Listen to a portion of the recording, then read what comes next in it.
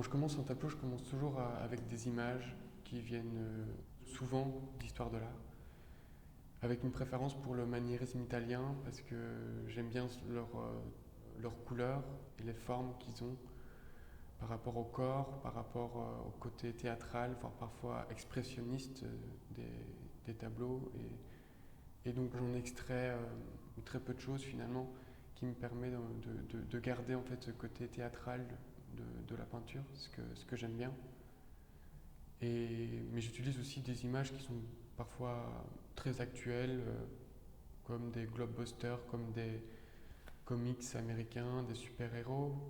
Parfois même ça vient de journaux de presse. Et avec toutes ces images-là, j'en fais des collages en fait. Ce ne sont pas des collages de citations.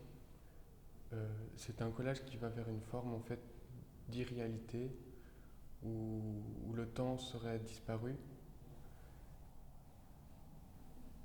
Cette année, à la Fondation Carrefour des Arts, j'ai travaillé sur le thème de la masculinité et de la figure masculine, tant bien dans l'histoire de l'art, que aussi dans l'actualité d'aujourd'hui. J'ai beaucoup questionné la masculinité autour de moi et surtout qu'est-ce que ça veut dire être viril, qu'est-ce que ça veut dire être un homme aujourd'hui. Et le tableau Lado serait justement en fait une personnification de toutes ces choses, ou plutôt une personnification du questionnement identitaire de être un homme, ou qu'est-ce que ça peut évoquer être un homme.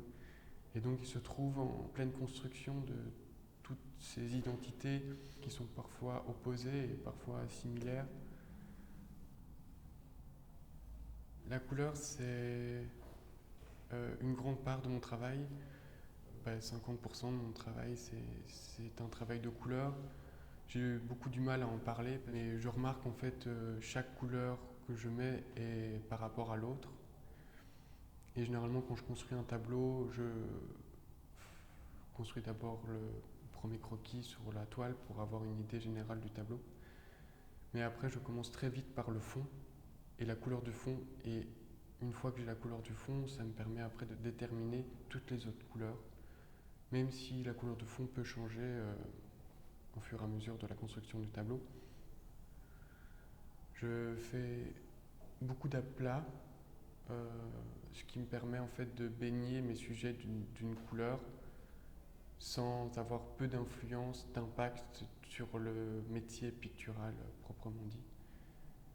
Et puis après, j'essaie de parfois intégrer des moments plus dessinés, j'appelle ça, que ce soit par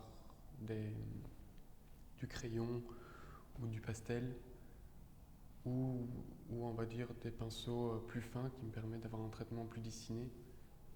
Et puis, une fois qu'on va dire que le personnage est posé, que les couleurs sont plus ou moins affirmées, même si tout peut encore changer,